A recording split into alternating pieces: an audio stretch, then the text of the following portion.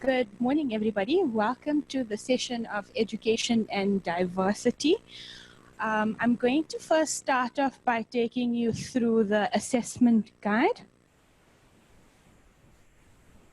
So can you see the slides on the screen?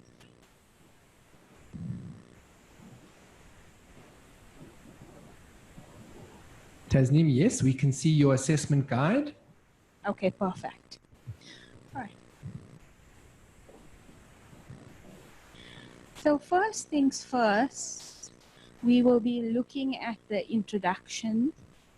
And we'll see that this module is made up of 3 assessment opportunities. Sorry, Simon, how do I put the mic off on my computer?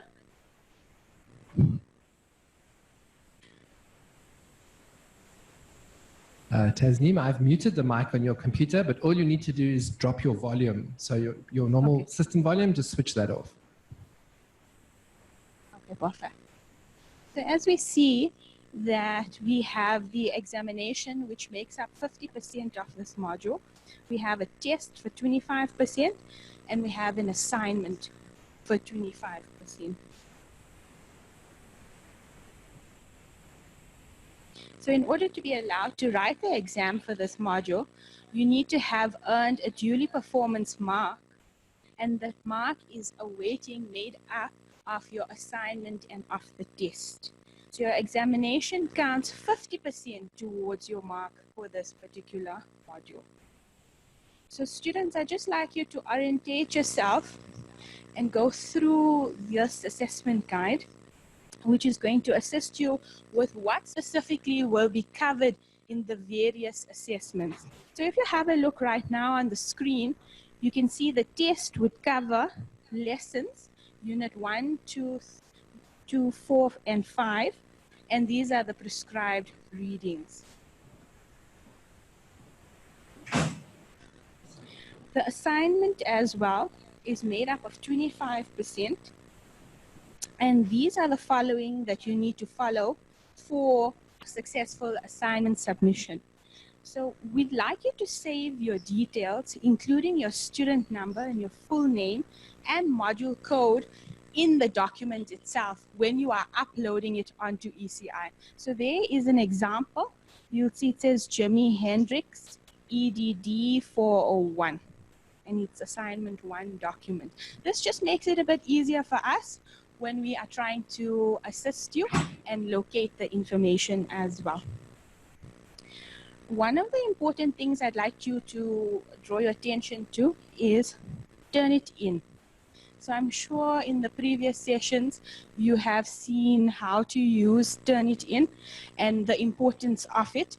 You would have a Turnitin document being generated with a plagiarism report. That is important for us to see how can we assist you as well. The plagiarism report will also give you an idea of whether or not you need to redo the assignment or where you are going wrong, particularly with this. I think towards the end of the session, I'll spend some time on the actual assignment. I just wanted you to see that this is the particular assessment guide and what it is that you need to orientate yourself with regards to the first up-and-coming assignment. I don't see a date particularly for the assignment, so I think you need to watch the ECI page. I will be in touch with the module coordinator with regards to the date of this. So just be wary about this and keep checking your ECI on a daily basis. Okay.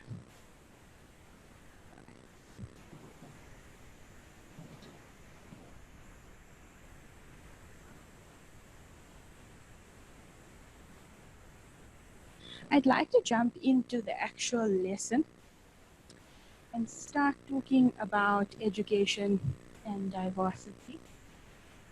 We are going to look at the theoretical foundations of education and diversity. So what do we understand by diversity? Pauline, sensing you my audience, I like interactive sessions. What is your understanding of diversity?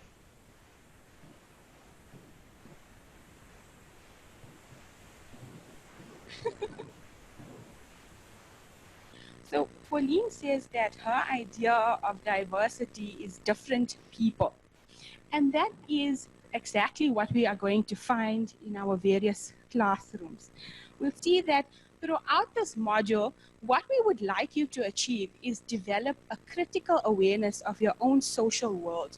What is social justice and constitutional values? Some of the notes we would like you to just be in mind of: keep up with your readings. On ECI, there are a number of readings that have been posted, and those are going to be very critical and crucial to the development of your arguments within this particular module. So each lecture comes with a prescribed and recommended reading. Come to class and you need to participate. So obviously now we know we're all based on various campuses. So I would encourage you to use the forums for discussion, and thereby you can post certain questions and we can interact with you in that way. Okay, so let's look at diversity. Students come to university not to have what they already know confirmed, but to be challenged by new ideas. So we all come from a particular background with a set of understanding. And we would like to challenge those ideas and enable growth and ultimately learning to take place. At a university, it's a place in which you are supposed to feel comfortable, and your views are tested and challenged by other people's views. If a university simply existed to confirm your culture and your language, your faith, etc., what are we ultimately doing? We're not helping you to grow. So in this module, what's nice is that you are going to be challenged by various controversial issues. What are these controversial issues? Sitting there now across the various campuses, I'm just looking at the screen. Those of you, think of controversial issues in our society today. What are they? Holly?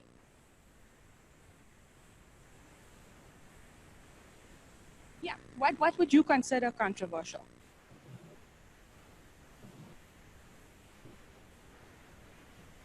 So Pauline said rape, perhaps incest as well is controversial. Some of the interesting controversial issues when I looked at some of the trends this morning, things like teenage pregnancy, birth control, prostitution, pornography. These are things that we would be encountered with in our classrooms. And we need to know how to deal with this, and at the same time, helping our students navigate their own understanding from their context. Okay. So today's young people will grow up to be citizens of the future.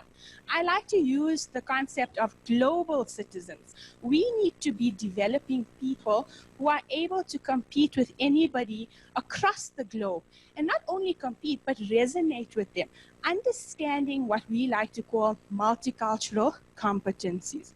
So as we said here, we can be quite confident, however, that we will be faced with decisions about a wide range of issues on which people have differing, contradictory views. If they are to develop as global citizens, all young people should have the opportunity to engage with these controversial issues. Teachers have a key role in enabling young people to develop the skills they need to do this. Now, I caught a little bit of the previous session, and I saw that the previous lecturer spoke about the roles of a teacher. And one of the things is being a reflective practitioner. So in education and diversity, we want to see, how do you become reflective? What type of activities and engagement are we going to offer learners in our classroom to be able to sit and think about concepts critically, at the same time, speaking to their peers respectfully? So can you think of some uncomfortable ideas or examples? Simon, I would like to ask people for some interaction on the various campuses. I'm not sure if there's a mic where they're able to engage with me. Yes, Tasneem, we've all got mics. So let's start with Jacaranda. Rihanna, any students on your campus there with questions or comments? No, we're fine. Thanks, Simon. Okay, no, it's fine. Thanks, Simon. Any questions or comments on the Musgrave campus? None as yet. Tasneem, any questions or comments from students with you? No, at the moment it's just Pauline and I in the venue. Okay, so as I mentioned, sorry, I don't see any questions or comments online just yet, so you can continue. Thank you. Okay, so uncomfortable ideas. I often tell students, as a teacher, you need to develop a mantra of becoming comfortable with the uncomfortable. Now, what does that mean? Comfortable with the uncomfortable. All these controversial issues are something that in society that we are living with today are cropping up constantly. With the advent of social media and the instant culture, we're constantly confronted with visuals, images, and we need to see how can we navigate this climate within our students and within our classrooms. So let me go to the next slide. So uncomfortable ideas, you should avoid them, or should we teach them? What do we think? Should we be sheltered from these? Should we not discuss things like teenage pregnancy or birth control or pornography with our students? Global issues, debate, handling disagreement, acknowledging the points of views of others. How do we go about this? Additionally, using controversial issues helps young people to develop a number of skills, including inquiry, critical thinking, and analytical skills. Now, just a little bit about myself. I come from a psychology background, and one of the key things I always speak about in my lectures and to my students is developing the skill of being dynamic. What does it mean to be dynamic? It means to be able to adjust to the situation or to the context you are in successfully. So the highest form of intelligence is actually being able to adapt to change. We are constantly, the only thing in life that is constant is change.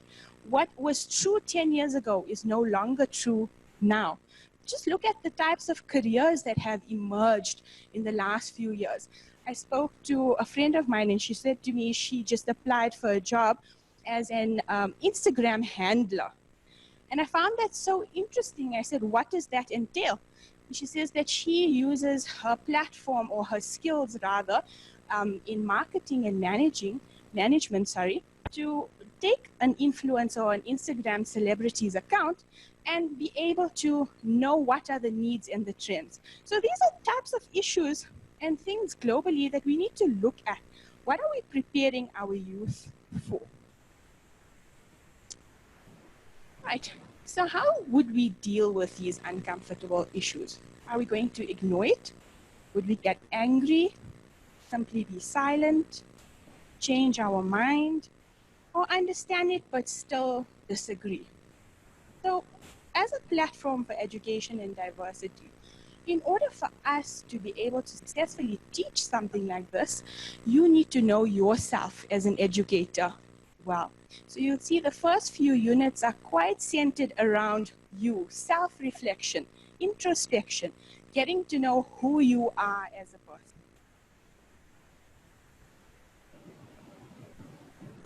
We look at things like comfort zones, triggers, and learning edges. So what is a comfort zone? A safe psychological space that is not challenged. Now, often many of us find ourselves in a comfort zone. A comfort zone is something that's safe. And the moment we need to step out of that, it disturbs our equilibrium within ourselves. And that is where the learning would start taking place. Learning edge, the learning edge of our comfort zone, and the best place to expand understanding, take in a new perspective and stretch our awareness. So it's about expanding our horizons beyond what we know and being able and accessible to take new knowledge and go and expand with that. Another thing I would like to make students aware of is the feelings that come within this learning edge. Initially, when we are prompted to do something new and uncomfortable, we might be faced with annoyance, anger, anxiety, surprise, confusion, even defensiveness. And if we as adults experience these emotions, then it's safe to say that our students and our learners in our classes, respectively, would also experience this. So we need to be aware that when we are challenging people's points of view and the context and the narratives, these are the types of things that we need to be aware of. Triggers. So what is a trigger? Words or phrases that stimulate an emotional response because they tap into anger or pain about sensitive issues. These are learning opportunities for everybody. So all of us have some form of triggers. A trigger could be someone talking about a loss, and you experienced a loss recently, and you start to reminisce about that particular event or person. This learning and broadening of our experience will make us better and more understanding and sensitive teachers in a multicultural context. I'd like to draw your attention to this word, multicultural. South Africa, as a diverse country, has a number of cultures, languages, and people, religions, etc. And we, as successful teachers, must start to know at least the basics of these various cultures so that we are aware when we have various students in our classrooms, how do we deal with their particular challenges or needs in a very respectful way. So some perspectives on teaching controversial issues. We have liberation of pedagogy. So the teacher should seek to develop a critical consciousness amongst learners. The classroom is viewed as part of the social world and inequalities and problems. So a microcosm of society. So a microcosm means that in your classroom, if you have perhaps 30 students, that is a snapshot of what society would look like. Civic humanism prepares students for the responsibilities of active citizenship, tolerance, social responsibilities. I like to call this one the human endeavor. As human beings, we have a particular part to play and the responsibilities. So what are these responsibilities that come with this? And then the next one we move on to is academic detachment. All subjects should be taught in a detached manner. Topics turn into objects of academic investigation and analysis. So meaning we don't need to take a very personal stance about it, but we interrogate it at a surface level. And then as you progress through the various levels, you then can interrogate at a deeper meanings or levels.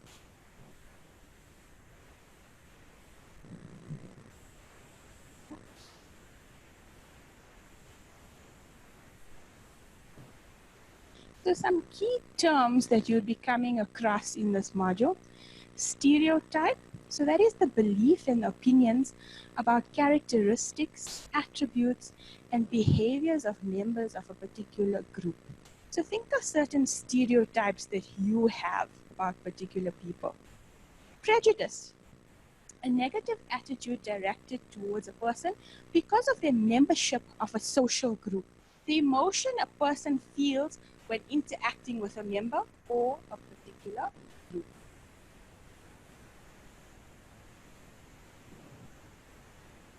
I'd like to show a video.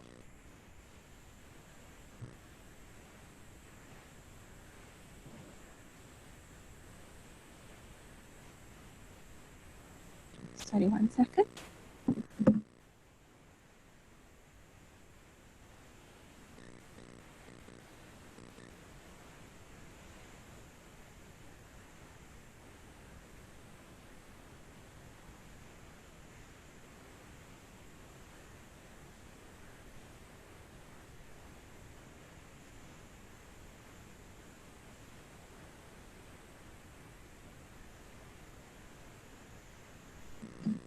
So I found this video particularly interesting when preparing for this lecture, and it speaks about diversity. Have a look.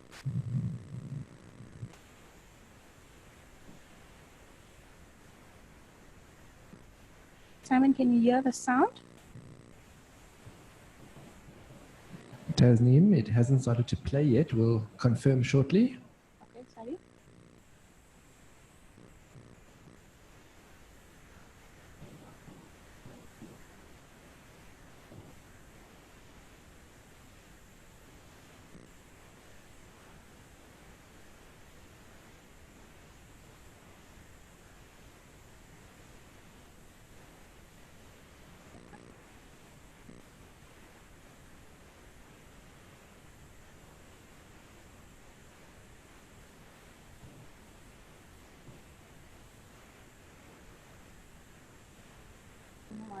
a long time to load.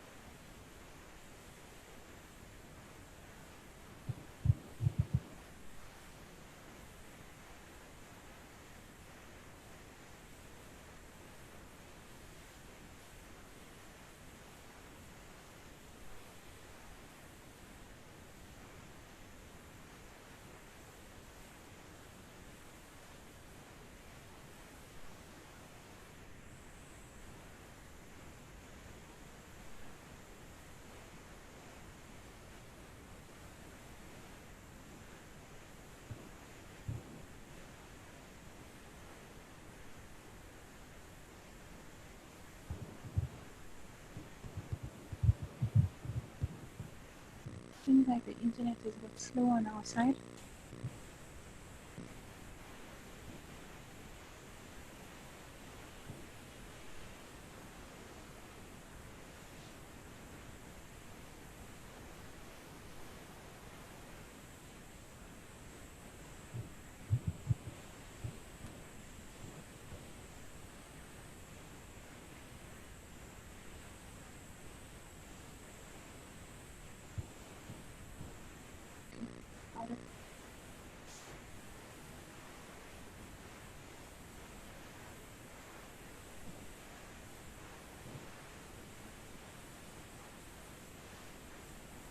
Tasneem, might I suggest that we look to share that link to that video in your ECI site, perhaps Okay. just discuss it shortly, and then we can refer students to watch it from the ECI site?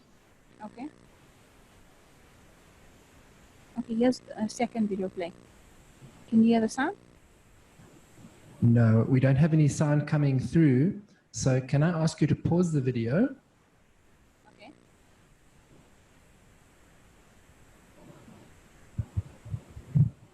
Next, you're going to have to stop sharing your screen. Okay. All right, it's fine. Let me just discuss it briefly because I don't want to now get out of the Okay. event. So I think, yes, provide these links to your students to watch from your ECI page. Just discuss them shortly, and students can watch them in their own time.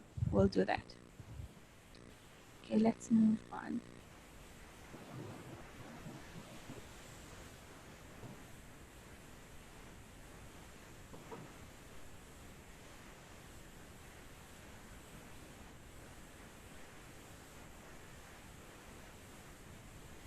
Okay, so then in summing up our theoretical underpinnings, we need to look at the values underpinning this particular course.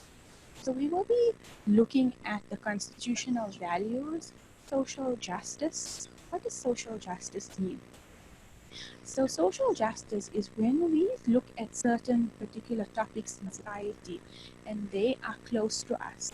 We then start to advocate for them. We start bringing light and attention to these particular social justice issues. So now, as we are all sitting in various campuses, think of some social justice issues that you are confronted with in your particular daily life. You'll find in the schools, a big issue is bullying. And that is something to do with social justice and equity. How do we deal with specific groups and people? So some questions I'd like you to consider when we end the first part of our theoretical understanding is, should there be limitations to freedom of speech? Today we have the tweet culture, the Twitter culture, and anybody saying anything immediately on Twitter, it can be a flurry of various tweets and thoughts and ideas. Should we limit freedom of speech? Who should determine what it is and not what is allowed and what is not allowed to be said particularly? So that brings me to the end of the first part.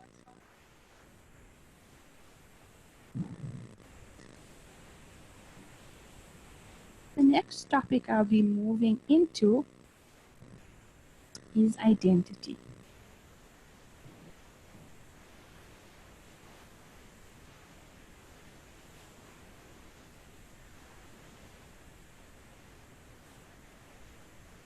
So what is identity? How do we define ourselves?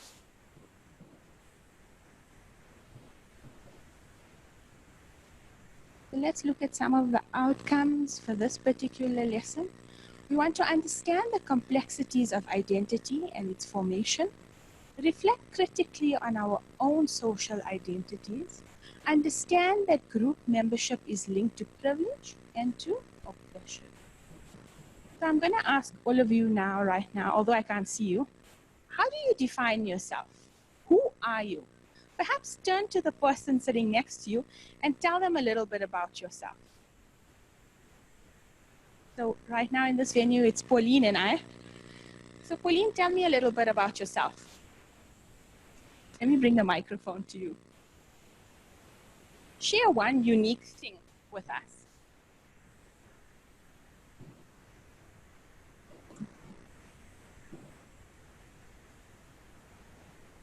Oh, well, I can't think of anything exciting right now, but I like reading.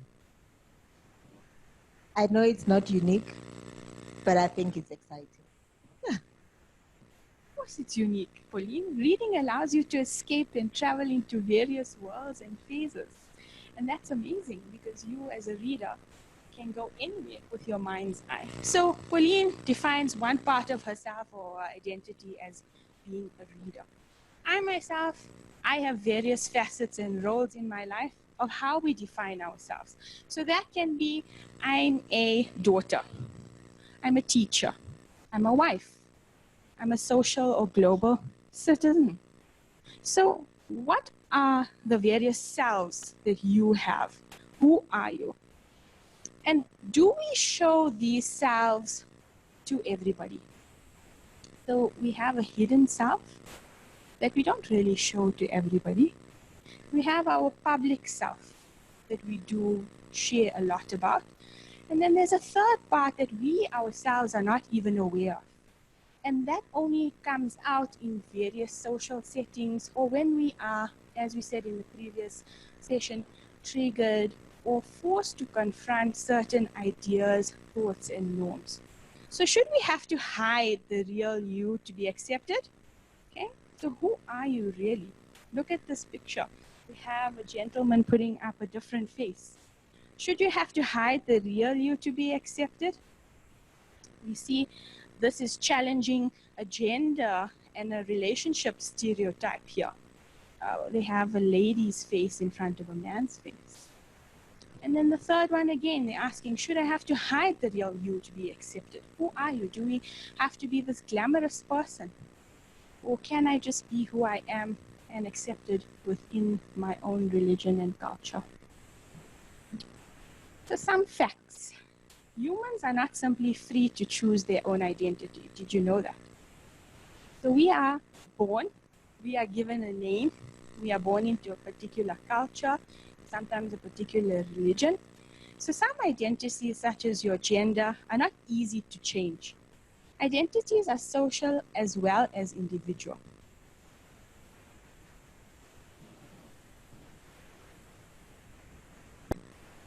So as soon as you are born, you are given a name, a religion, a nationality, and a race. You spend the rest of your life defending this fictional identity. And why would they call it a fictional identity? Because it is something that is made up. You have to go through life finding out who you are.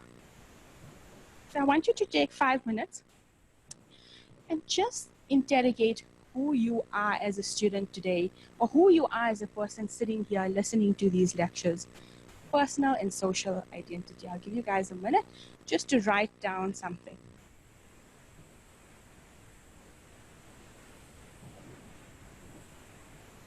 Shouldn't say so. You're going to have to write down.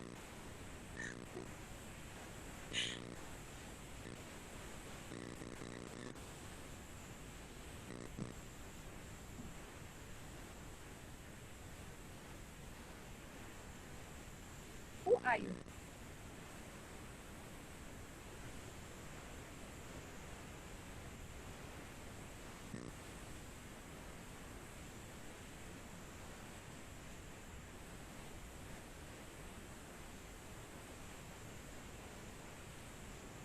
So hopefully you all have written that down.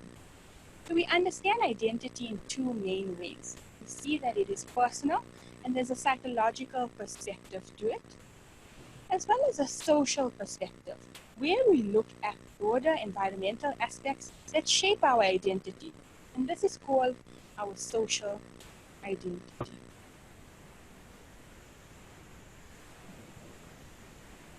Now, when we go deeper into the personal self, or our personal identities, we see that they are differentiated by uniqueness. So each of us have something unique from one another and different from one another. Whereas that can be physical, biological, genetic, certain psychological traits, personal qualities, and characteristics as well. And then the social side of things is the internalization, often of stereotypical information. So collective identities, identifications of groups, various categories and classes. Think of the groups that you belong to. What groups could we possibly belong to? We could belong to a church group. I belong to a reading group, as Pauline likes to read. So these are all social interactions that we are dealing with. Let's go deeper into our social identity.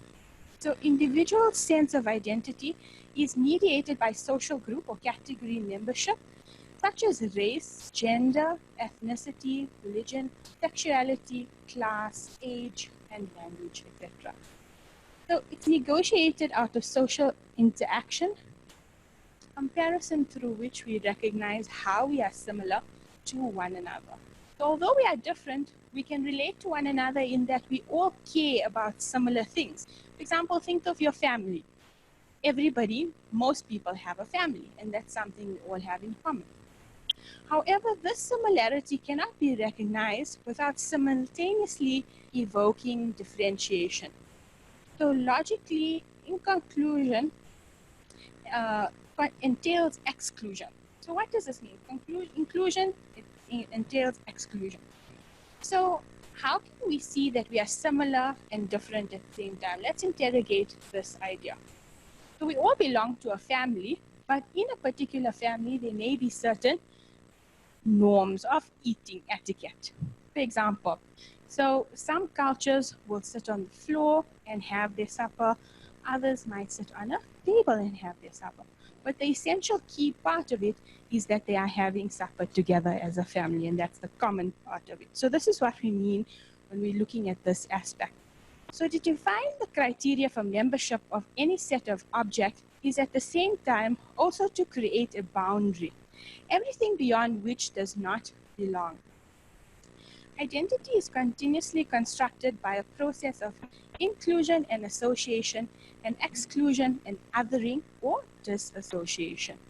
We create an us and them. Us and them. By defining us, we must define a range of thems. So who is opposite to us? Social identities have attached values, expectations, and norms which guide our particular behavior. So Jenkins recognized social identities as linked to meaning. This meaning is socially constructed rather than about essential differences between people. So Jenkins is one of the readings, by the way, that you'd have to go through. You'll find this reading on ECI.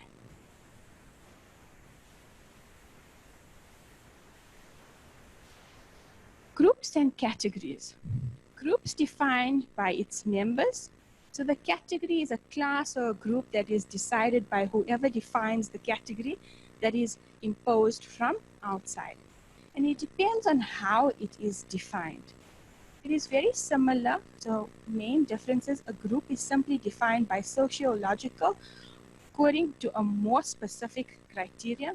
So mutual recognition on the part of its members. Then a category, which may in principle at least be defined arbitrarily according to any criteria. So this is what Jenkins particularly defines as a group or categories. Identity formation lies therefore in the interplay of group identification and categorization.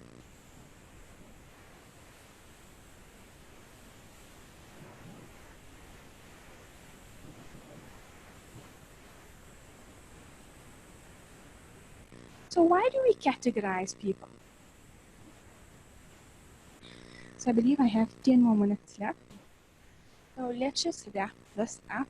Why do we categorize people? More generally, categorization is a routine and necessary contribution to how we make sense of and immute predictability to a complex human world of which our knowledge is always limited, in which our knowledge of other humans is often particularly limited as well.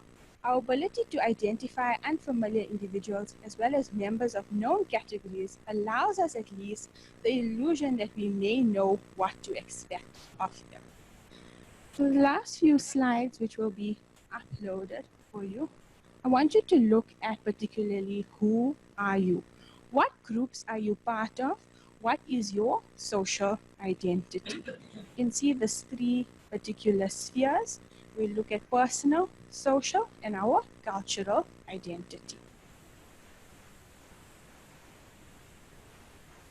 Okay, I have a few slides on the review of Jenkins' article. For the last 10 minutes, I would like us to focus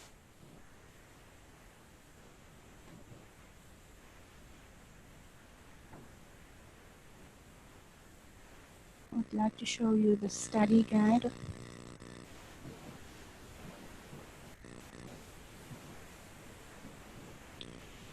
So in the study guide, there are various activities that you need to keep up with.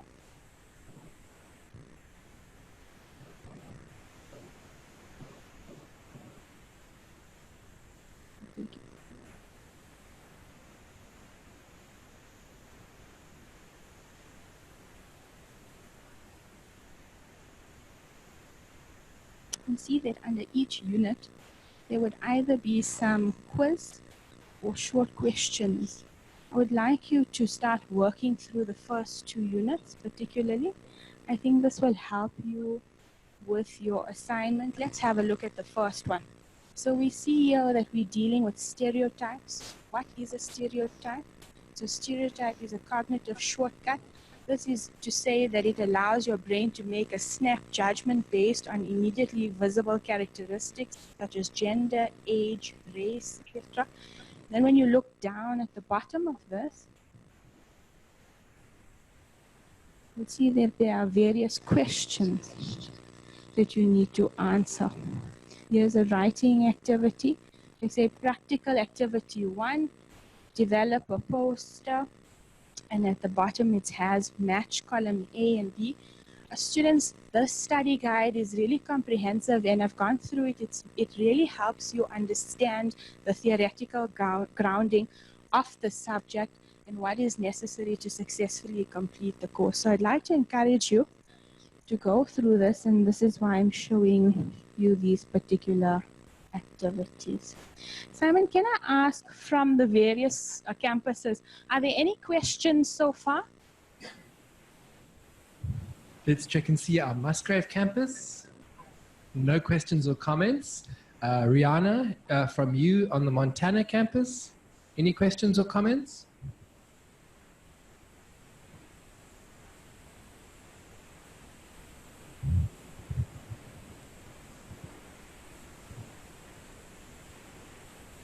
There don't seem to be any questions from Montana.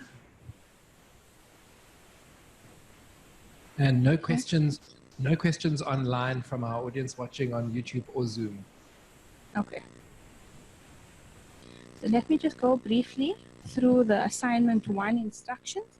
We see that it is out of 100 marks. And as we say here, the due date will be provided on ECI. Let's look at the instructions. So you're going to write an essay between 1,000 and 1,000 words in length. The topic is as follows. Erik Erikson introduces the idea that social, cultural, and historical context. Sorry, I'm moving away from the sound. Erik Erikson introduced the idea that social, cultural, and historical context is in the ground in which identity or individual identity is embedded. Meaning, identity is made up of both personal and social characteristics. Create a collage that expresses your identity. Then write a short essay in which you critically discuss the statement by drawing your understanding of your own identity or identities. Your response should include: distinguish clearly between the personal and social identity, explain the process at work in identity making, and use your collage to provide examples for your discussion. So this is a really interesting assignment. You're first going to create a product using the media. So those of you I'm sure you'll have the question, what about my collage? I think you can take a picture of your particular collage and add that as an addendum and upload that with your particular assignment so that when we are marking it, we have an idea of what your product and resource is. You will need to link your own thoughts and feelings with research and theory related to identity.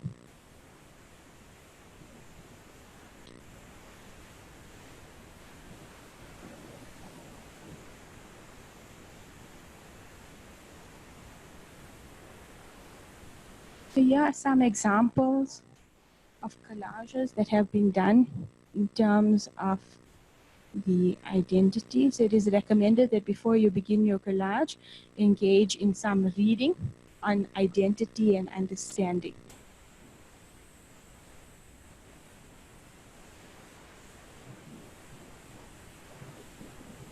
Then we have the second topic.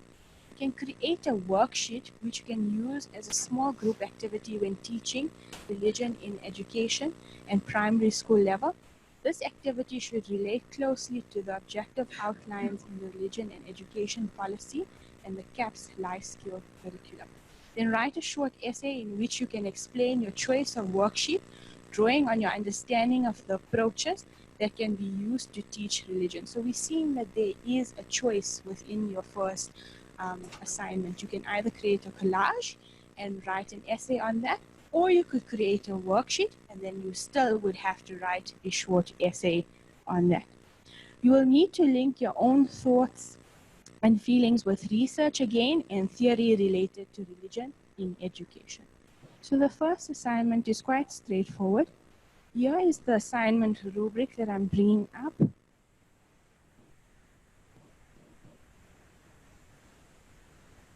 And I think it will be helpful for students to just have a look at the rubric initially before starting, to have a look at what is expected of them. So we see here that there is research component of it, which makes up 40% of the mark. Then we have self-reflection and creativity. Then we have the collage / the worksheet. Introduction and conclusion, we'll be looking at things like grammar and language and spelling. And finally, referencing. Thank you, students, for allowing me to spend some time with you today. I apologize for the technical issues that we had. It is my first learning event, as many of you may know or may not know. But I appreciate having this opportunity to be able to engage with you, and I wish you well for the remainder of your classes. Thank you so much. Thanks, Simon.